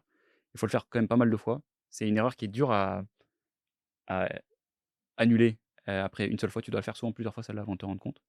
Et donc là, globalement, en fait, bon, pour les formations, pour juste expliquer pourquoi est-ce que c'est un défocus souvent qui touche les gens et que c'est une mauvaise décision de le faire trop tôt, c'est que ça se vend au lancement, une formation. Donc ça demande du travail. Les gens pensent que c'est passif. Et ça, en fait, du coup, ça demande, c'est comme une boîte à part que tu lances. Et souvent, tu n'as pas la masse critique, à moins que tu sois un turbo-influenceur, pour avoir le revenu qui va justifier l'effort que tu vas mettre derrière. Donc, tu as plus intérêt à mettre ça sur ton véhicule principal d'enrichissement. Donc, tout ça pour dire que euh, ce que j'ai retenu vraiment sur comment est-ce que tu t'évites de te défocus, tout en étant victime encore aujourd'hui, c'est que c'est bien de construire par-dessus et pas à côté. Donc, je te prends un exemple. Donc, moi, mon agence, c'est de la pub. Mhm. Il y a une vague en ce moment énorme sur l'IA, qui font qu'il y a des agences IA qui pop de partout et qui font des chiffres énormes, genre quasiment proches des miens en fait, hein, alors que moi ça fait 4 ans que je bosse. Ouais. Et là je pourrais être en train de me dire, mais putain, mais je suis un tocard. Sauf que j'ai vu les vagues se succéder avant, les NFT, tout, etc. Et je pense que enfin, c'est même indéniable, l'IA c'est pas du tout comme des. C'est un truc qui est là pour rester. Mais un mec qui va se défocus, enfin qui va justement rester focus, il va se dire, et au lieu de se dire je vais lancer une agence IA, il va se dire comment est-ce que l'IA peut me permettre d'être une meilleure agence d'acquisition. Mhm. Et il va trouver une réponse à ce truc-là, mais il va pas succomber à la FOMO. La FOMO, c'est vraiment un truc, Ouais. synonyme de perdre de l'argent, de FOMO. Et le pire truc qui puisse t'arriver, c'est de gagner de l'argent la première fois. Mhm. Parce qu'après, tout ce que tu vas perdre derrière va te faire payer 1000 fois. Donc, en fait, il faut bien comprendre qu'est-ce qu'est une opportunité. Une opportunité, c'est un truc qui va te permettre de construire plus vite ce que tu étais déjà en train de construire. Et pas de tout abandonner pour faire quelque chose. Parce que, ah bah d'ailleurs, c'est aussi ça que je reproche à la sphère un peu business en ligne. C'est que ça C'est manque un un peu de appel colonne vertébrale, tu permanent. sais. Ouais. Ça manque un peu. Tu as des gens, si tu prends leur résumé sur les 8 dernières années, ils étaient dropshippers au début, après ils ont vendu des NFT, puis après ils ont fait de la formation IA, et puis possiblement dans 2 ans ils vont reprendre la vague chaude qui va arriver.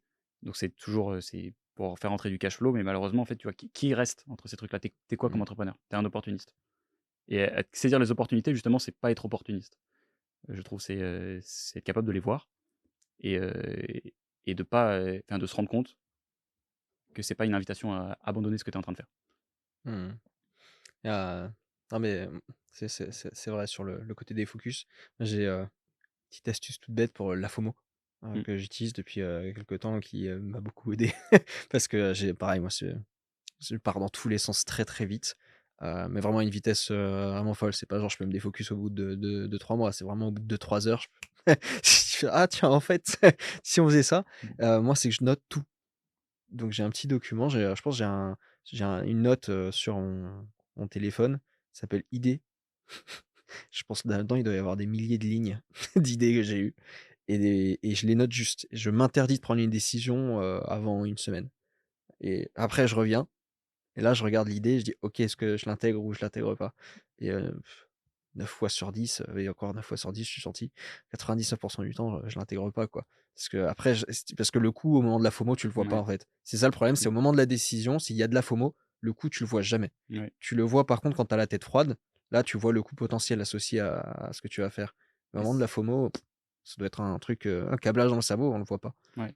Et c'est pas mal parce que le fait d'écrire, là, je le fais aussi beaucoup. Ça satisfait un tout petit peu, ça soulage, disons, la pulsion d'action que tu as sur le moment. Ouais. Tu t'écris ton truc, tu dis je vais le faire à telle date, ou je me repose à telle date, je vais le faire. Et c'est plus facile que de regarder le gâteau comme ça. En fait, c'est comme si tu croquais un tout petit bout, genre que dalle, les 3 calories, et tu le reposes, tu dis je vais le bouffer demain. C'est dur, mais ça permet, c'est l'étape entre les deux, quoi, Mmh avant mh. d'avoir la solidité de pas le faire. Ouais, ouais. Puis, en plus, bah, des fois, tu regardes tes idées après, puis Tu te rends compte qu'il y en avait plein qui étaient c'était de la vraiment burn. nul, quoi. Ouais. Tu as parlé d'IA là tout à l'heure, tu l'as intégré, pleine balle toi? Assez peu. Je m'intéresse surtout à ce que font Google et Meta et Ouais. du coup, qui va devoir avoir un impact sur mon travail. Mais ouais, moi, je suis dans la late majority, j'ai l'impression, enfin, je constate. Donc je commence juste à m'y intéresser bien, mais j'ai pas vu de trucs drastiques Mmh. qui ont changé mon business, quoi. Parce que, et est-ce que tu t'es parce qu'en fait, moi, ce que je vois sur les boîtes, c'est qu'il y a 2 choses avec l'intelligence artificielle. C'est qu'elle se divise en 2 catégories. Tu as l'aspect, formation et tu as l'aspect, intervention directement sur la production. C'est-à-dire que tu as l'IA qui va intervenir sur l'automatisation, l'amélioration de la vitesse de certaines tâches, des trucs comme ça, et qui, elle, est directement liée, bah, par exemple, au fait de supprimer une personne qui s'en occupait avant et à la place, Mmh. tu mets une IA. Et après, de l'autre côté, tu vas avoir, justement le fait que chaque salarié de ta boîte a intégré dans son logiciel et dans son mode de fonctionnement le fait qu'il va se servir de l'IA au quotidien. Mais c'est genre une habitude personnelle, littéralement. C'est pas une habitude, tu sais, c'est comme tu lui apprends pas à aller sur Google, quoi. C'est une habitude qu'il a de surfer sur internet, d'avoir des réflexes comme ça et d'aller chercher les informations sur ce genre de Ouais. trucs. Et je pense que c'est là où est le plus gros défi, c'est de réussir à faire passer ce virage-là aux gens avec qui, tu travailles. C'est-à-dire que, heu, qu'ils aient ce réflexe naturel et c'est pas juste une formation, tu vois? C'est pas parce que tu leur as acheté une formation de 2 jours sur l'IA qu'ils vont le faire. C'est comment est-ce que tu arrives à les mettre dans un environnement où vont faire la bascule où, entre guillemets, «ChatGPT» va devenir leur meilleur ami. C'est parce qu'ils s'en servent pour se faire leur coaching, sur, de la muscu, que derrière ils vont super bien s'en servir au boulot aussi, tu vois? Ouais. Bah, on parlait juste avant là des agences IA qui arrivent et qui explosent tout. Bah, typiquement, je pense que c'est un coût caché, c'est une friction cachée du moins au fait d'être une bonne agence IA, ce Ouais. truc-là. C'est parce que tu te rends compte que tu as beaucoup plus de barrières derrière. Et aujourd'hui, pour parler du coup aux gens qui ont monté ces agences-là, ce qu'ils font, c'est ce qu'ils appellent de l'acculturation. C'est-à-dire qu'ils arrivent et le but, c'est à un moment, dans un tel de réflexe, de passer par ChatGPT pour un truc. Ouais. Et parce que tu peux pas aujourd'hui vendre des trucs, c'est trop neuf. Et les Mmh. gens comprennent pas vraiment, tu as trop de cap en fait de sensibilisation à faire passer. Donc du coup, tu es obligé de vendre des formations physiques et qui gagnent beaucoup d'argent, hein, Ouais. mais qui sont un coût typiquement que j'aurais découvert. Tu te défocuses, tu dis c'est l'opportunité du siècle et en fait, putain, j'arrive pas à vendre mes missions. Ouais. Mais ouais, c'est là où j'en suis arrêté. Après, nous, on l'utilise beaucoup. Tu vois bien, toi, t'es créateur de contenu aussi. Donc, tu as plein de use cases très précis sur le sous-titrage, Mmh. sur le montage, le découpage et tout. On se sert beaucoup de logiciels IA, mais dans mon travail vraiment de publicitaire, ça m'a pas changé drastiquement la vie. OK. Est-ce que tu as une idée ou une vision, du monde, particulière que les autres n'ont pas? Mmh. Ah, c'est dur, hein, c'est dur comme question. T'en as une toi? Moi, j'en ai sur le par exemple, tu vois, sur la mais c'est sur des trucs un peu plus politisés, on va dire, en Ouais. ce moment, tu vois? J'ai des visions, là-dessus, par exemple, c'est ce que je disais, je suis persuadé que, la France actuellement va dans le mur et que ça sert à rien de s'en préoccuper parce que ça va se faire tout seul et je suis convaincu que les hommes ne font pas l'histoire, mais c'est l'histoire qui fait les hommes et qu'en fait, tu contrôles rien. C'est-à-dire que, le dessin te porte beaucoup plus que ce que tu crois. Ah Tu ouais? la Ouais, je suis convaincu que t'as pas la main sur grand-chose en réalité. Même, tu vois, tu le truc de Tai Lopez là, quand il est passé sur, Sans Permission, j'ai regardé, il était génial. Il disait, c'est 60 de chance, 10 les gens que tu fréquentes et tu as la main sur les 30 restants. Je suis totalement là-dedans. C'est-à-dire, pour moi, heu, pour moi, ouais, tous les mécanismes sont tellement complexes. On est un peu des fourmis au sein d'une fourmilière, tu vois? La Mmh. fourmi, elle est persuadée de choisir ce qu'elle est en train de faire. La réalité, c'est qu'elle est dans un écosystème qu'elle-même, elle comprend pas.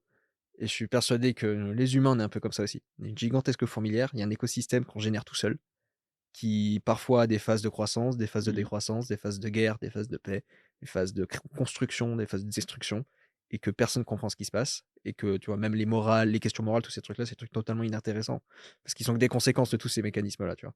Ouais, c'est intéressant. Et du coup, attends, c'est quoi l'attitude à adopter quand tu réalises que t'es une fourmi? Ah, bah, de vivre ta meilleure vie de fourmi possible, tu vois.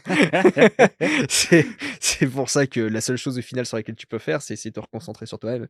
C'est le seul truc où tu vas pouvoir essayer de faire quelque chose à peu Mmh. près correct. Mais que sur tout le reste, tu vois? C'est pour ça que je me suis coupé, de tout ce qui était un peu plus, je regarde, hein, toujours pour me tenir informé, des trucs comme ça, mais je le fais plus trop. Parce que, tu vois? En fait, sur la chaîne, par exemple, il y a une interview que, beaucoup n'ont pas regardée, enfin, elle fait quand même 55 000 vues, mais je pense qu'elle résume aussi bien ce que je pense. C'est, Philippe Fabry. Ouais, j'ai Hem, pas vu, tu vois? Bah, si tu veux avoir ma vision de, la vision du fonctionnement du monde entre guillemets, pour moi, c'est totalement ça. C'est-à-dire que lui, il a essayé de déceler dans l'histoire des événements, répétitifs qui, ont lieu, peu importe, qui Ouais, les arrive au cycles. pouvoir, quoi que ce soit, tu vois? Exactement, des cycles, que tu Hitler, Napoléon, Poutine, en fait, enfin, c'est juste ça change rien, ils rentrent dans des mécanismes qu'eux-mêmes ne contrôlent pas, heu et qui les poussent à faire ce qu'ils ont à ce faire ce qu'ils font, à envahir le reste, des pays à côté, à faire tous ces trucs-là qu'ils contrôlent juste pas. C'est-à-dire, eux, prennent la décision à cet instant-là, mais le fond de l'histoire poussait de toute façon à ce que les choses arrivent comme ça. Mmh. Et donc c'est tu vois, par exemple, pour moi, même s'il y avait pas eu Hitler au pouvoir, tu vois, à la Seconde Guerre mondiale, il y aurait eu un autre Allemand au pouvoir et il aurait fait la guerre aussi. Après, peut-être qu'il y aurait pas eu de la Shoah, peut-être qu'il y aurait pas eu ces trucs-là. Et ça, on peut se dire que c'est des sortes de paramètres de l'histoire qui peuvent changer parce que, en fonction de l'individu, justement. Et donc c'est là où, tu vois, mine de rien, avoir une particularité individuelle joue, mais que dans le fond, l'Allemagne était poussée à ce qu'elle fasse cette seconde guerre de toute façon, peu importe ce qu'il arrive, et que de toute façon, vu sa situation démographique, etc., elle aurait écrasé les voisins quand même, qui eux-mêmes s'étaient pas remis d'avant. Enfin, tu vois, que dans tous les cas, cette chose aurait eu lieu, quoi. Et dans tous les cas, les États-Unis auraient dû intervenir d'une manière ou d'une autre parce qu'ils ont besoin de cet équilibre-là. Donc, tu vois, j'imagine, je vois le monde avec plein d'engrenages. Ça me fait penser au bouquin de Ray Dalio, là, je sais pas si tu as vu, The Changing World Order. Tu vois que c'est Non, je Ray l'ai pas Dalio? lu. Oui, je vois qui c'est, mais je l'ai pas lu. J'ai regardé ses vidéos sur YouTube, là. Ouais, bah, qui sont pas Mais mal d'ailleurs, en ouais. vrai. Et qui t'explique comment est-ce que les puissances mondiales se succèdent. Et en gros, toute la thèse, c'est d'expliquer pourquoi est-ce que la Chine va nous passer devant. Et qui, en fait, pareil, il prend la même chose, il prend les 2000 dernières années, il regarde, bon, bah, comment ça se passe. Bon, d'abord, succès économique, puis ta monnaie devient une réserve pour tout le monde, et puis après, enfin, d'abord, tu gagnes, c'est l'armée tout en bas, je crois. Mmh.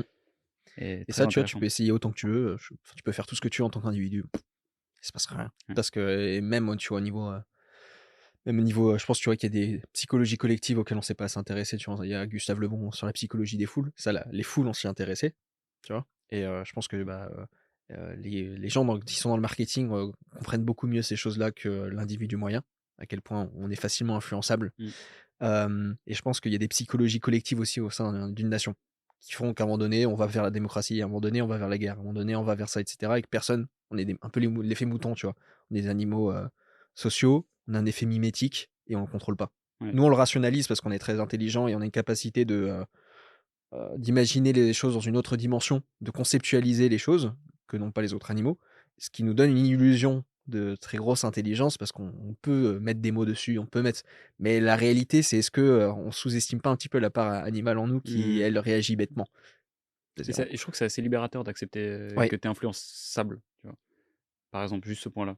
De Mmh dire, mh. ok, bon, c'est très très compliqué de combattre un biais, même un biais cognitif. C'est-à-dire, d'ailleurs, je trouve que vraiment les gens les plus cons, c'est les gens qui pensent que parce qu'ils connaissent les biais, ils se disent, non, mais je connais très bien la biais de je sais pas quoi. Non, mais frérot, t'es pas plus fort que ça, et surtout que tu les vois après, derrière en train d'y succomber. Et attends, ça me fait penser, j'ai trouvé la réponse à la question. Ouais. C'était quoi déjà ta question exactement? C'était Ah, si là. tu avais un point de vue, Ouais. particulier, Ouais, je trouve que euh, notre ère ne produit pas beaucoup d'adultes. ouais. Hem Parce que j'ai pensé à ça, c'est un des points qui était, dans lequel je suis revenu là dans mon épisode de podcast sur, ce que j'appelais du coup l'entrepreneuriat, tout ce dont on vient de parler avant, c'était enfin, bah, l'homme quoi. Mmh. Donc une démarche centrée sur l'humain. Une démarche entrepreneuriale centrée sur l'humain, c'est ça. Donc, je me suis un peu posé la question de qu'est-ce que c'était, qu'est-ce que j'avais dans l'imaginaire, tu vois, d'un adulte? Qu'est-ce qu'un adulte? Et donc quand tu réfléchis un peu aux caractéristiques, je vois beaucoup dans alors je sais pas si ça dit l'adulteté ou je sais pas quoi, bref, le fait de devenir un adulte, le fait d'être capable de, hem, prendre responsabilité d'autres personnes que soi-même. Mmh.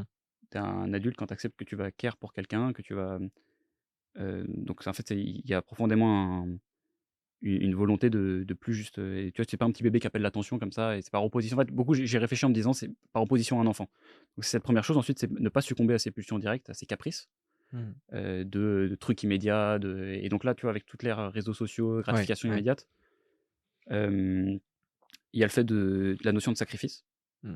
le fait d'être capable de voilà, c'est ce qui va avec le fait de pas succomber aux choses immédiates, c'est d'être capable de construire. Tu as besoin de sacrifices pour construire, et je trouve qu'il y a pas beaucoup d'instances, qui naturellement dans une vie humaine, de moins dans l'expérience que j'ai eue de grandir, t'amènent à avoir ces expériences-là. Tu dois te les construire tout seul, et en fait, je les apprends aujourd'hui, je dois les découvrir, et je trouve que enfin, via mon aventure entrepreneuriale, et je trouve que là, tu vois, j'ai 26 ans et je me sens pas encore vraiment adulte parce que j'ai pas l'impression d'avoir vécu ces expériences, Mmh. profondément, et je sais pas vraiment ce qui a changé. Est-ce que c'est un changement vraiment de génération où il y a moins d'occurrences de le devenir? En tout cas, je trouve que c'est un truc sur lequel si tu n'agis pas dessus tout seul, ça va pas te tomber dessus. Tu vas pas devenir un Ouais, adulte, ouais. au hasard. Peut-être parce qu'il y a pas eu de grands défis de vécu. Tu sais, mais mine de rien, dans toutes les sociétés, moi j'avais vu un truc super intéressant là-dessus, c'est que dans toutes les sociétés, depuis, l'humanité, il y a la femme devient adulte naturellement parce que son corps, le dit. Donc, c'est voilà, elle a des pertes, ses règles et cetera, les premières règles, le corps qui change et c'est un signe distinctif qui lui fait prendre conscience qu'elle rentre à l'âge adulte et qu'il se passe des choses et il y a la réaction de toutes les femmes autour qui le valident. Et l'homme, il a rien de tout ça. Lui, en plus de ça, quand il est adolescent, il est maladroit, il me ressemble à rien, c'est vraiment, la période de l'adolescence pour le mec, elle est ingrate complètement, tu vois? Et de tout temps, les sociétés ont validé le passage à l'âge adulte par un événement marquant, par un rite. Et donc, c'était, bah, pour, tu vois, dans les tribus, en Afrique et cetera, ils ont le rite de dormir, 2 nuits, de suite dans la seul dans la nuit, il y en a certains, c'est de manger tel truc, d'autres c'est, aller, chasser, tel animal, enfin, ils ont tous un rite comme ça. Ça c'est f La religion intègre des rites et cetera, et donc il y a des passages comme ça qui te permettent de te valider le fait que tu es arrivé à tel, Mmh. âge adulte. Et notre société aujourd'hui, moderne, n'a plus aucun rite.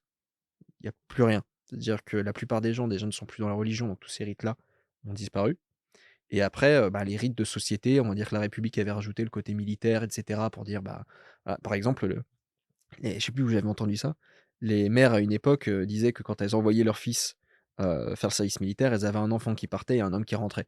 Et tu vois? Ça, c'est pas tant juste pour le service militaire, c'est le fait d'avoir le rite Mmh. initiatique qui est le défi, qui te fait valider que tu es un homme, quoi. Et je pense qu'on est une génération, qui n'a eu aucun des grands défis qui te permet de valider à un moment donné le fait de te dire et de prendre conscience, «OK, j'ai atteint Ouais, et du coup, c'est le très lié seuil au de fait l'homme». de devoir le faire soi-même, Ouais, ces trucs-là. C'est-à-dire que si tu le provoques pas, tu ne le deviendras pas. exactement.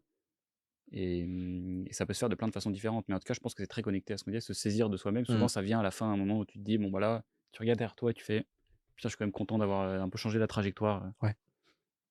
au début, et ça peut se manifester de plein de façons différentes. Mmh, mmh mh. Est-ce que tu lis beaucoup toi ou pas? Non, Non? trop peu, Tu trop as peu. quand même des livres que tu conseillerais aux gens, ou même si tu as des livres audio sinon, ou des podcasts, des trucs comme ça, Ouais, que tu alors conseillerais podcast, aux gens? je suis très très gros client podcast aussi.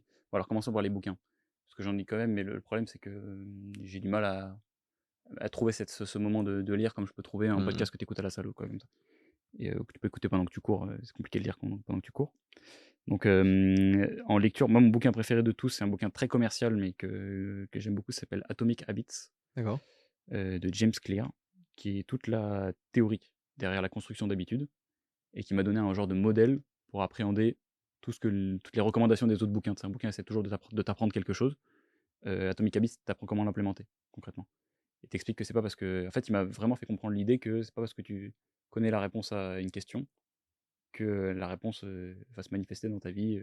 Je sais très bien que pour être musclé, il faut aller 5 fois à la salle et bouffer, ouais, je sais pas combien de calories. Et bah, il va t'expliquer comment est-ce que tu arrives à ce truc-là et que parfois il faut euh, accepter le point de départ et que tu es un peu plus une merde que ce que tu pensais au début. Mmh. Donc ce bouquin, je l'ai beaucoup aimé. Euh, j'ai repris un peu de plaisir à lire la dernière grosse phase de lecture que je me suis faite, c'est suite à. J'ai maté pas mal de podcasts de Jordan Peterson il y a quelques temps. Il parlait beaucoup de la littérature russe. Donc Ouais. je me suis lu beaucoup Le Maître et Marguerite de Bulgakov. J'ai recommencé Les Frères Karamazov. C'est des bouquins où c'est très compliqué d'aller jusqu'au bout. Je sais Mmh. pas si Ouais, si ouais. tu t'es engagé dedans, mais c'est Bah, dur. je fais partie de ceux qui l'ont pas terminé. On est ensemble. Et donc ça, j'ai beaucoup aimé parce que ça m'a appris un peu à lire sans en prendre des notes en mode vas-y, je suis en train Ouais. d'apprendre quoi. Tu peux te faire piéger en fait quand tu es entrepreneur. Le pire, c'est le héroïsme. C'est-à-dire de voir sa vie comme en mode quel est le héros de tout ce que je suis en train de faire et donc de ne pas se rendre compte qu'au fur et à mesure, tu prends plus aucun kiff. Donc ça m'a réappris ça. Et donc c'est pour ça que j'aimerais bien pouvoir le réintroduire, mais plein d'autres façons de kiffer que lire un bouquin. Au niveau des podcasts, réfléchissons à ce que j'écoute le plus. Bon, Les Bâtisseurs, honnêtement, franchement, c'est dans mon top 3, Ça fait je plaisir. pense, en termes d'écoute. Bah, très bon contenu. Et j'écoute Cosmos, je sais pas si tu connais, Fabien de Cosmos. Non, je crois Super, pas. c'est un genre de précepteur like, je sais pas si OK. qui est très très cool. Hem, je me bouffe pas mal là Lex Fridman. Ouais. Puis après des trucs un peu plus business, type Alex Hormozy m'inspire beaucoup en ce moment. Modern Wisdom, ah oui, j'ai oublié, c'est mon number one ça, quand même. OK. Chris Je connais pas du Williamson, tout ça, par qui est contre. super. Tu connais pas, ça pète pas mal en plus, hein. Ah ouais? Et très divers. C'est marrant, il est un peu comme toi dans les invités. OK. Il reçoit des gens très hétéroclites. OK. Bon, bah, je regarderai alors, j'ai jamais entendu parler. C'est bon, écoute, on en écoute toujours. Et est-ce que tu aurais un petit mot de la fin? On va terminer là-dessus. Bah écoute, non, franchement, j'étais très content de passer avec toi et c'est cool de pouvoir discuter de sujets aussi qui dépassent un peu la sphère business. Ouais. Comme à la fin, là, j'ai bien aimé. Et non, bah continue ton bon travail. Je vais pas faire trop le fanboy, mais j'aime beaucoup ce que tu fais. Bah, Donc, écoute, en tout merci. cas, si jamais tu veux repasser un de ces jours, je pense qu'on peut parler encore plein d'autres sujets, donc ce sera avec plaisir. Pensez tous à liker la vidéo, lâcher un commentaire. Allez faire un tour aussi sur la chaîne de Théo, je mettrai les liens en description. N'hésitez pas à aller regarder ce qu'il fait, c'est très bon boulot. Bah, c'est pour ça qu'il est invité. Et puis je vous dis à tous à très bientôt pour le prochain épisode.